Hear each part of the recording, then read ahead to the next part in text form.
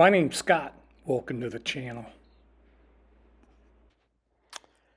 I hired Patrick Pittman a couple of weeks ago to come out to the house. I had some trees and limbs that were putting my barn at risk, and Patrick came out with a lift and climbed up there, and he was able to cut branches and trees down.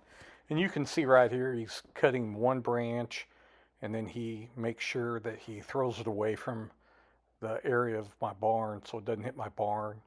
It doesn't hit my exhaust for my furnace. He stayed away from the propane tank and other things that I had back there. And it was really nice to have somebody come out and take that type of time and care to make sure they didn't tear anything up. Again, I had several trees and branches that were putting my barn at risk. He had that lift, and he was able to maneuver himself around those trees and cut those down and put them in a stack, as you can see here. It was nice because Patrick worked with me. I didn't want my trees hauled off. I wanted them to stay on the property. I was going to cut them up and burn them. And you can see Chad, his helper down at the bottom, Chad Dietrich, he was on the smaller machine.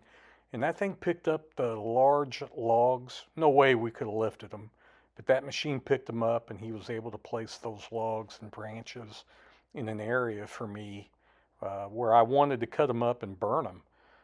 Now, I would like to have had my own machine, but it was probably a good thing they didn't have an extra one. Instead, I was able to walk around and pick up branches, and I had started a fire earlier in the morning. So we were able to get rid of a lot of the small stuff the same day that they were cutting it. Fire got pretty hot.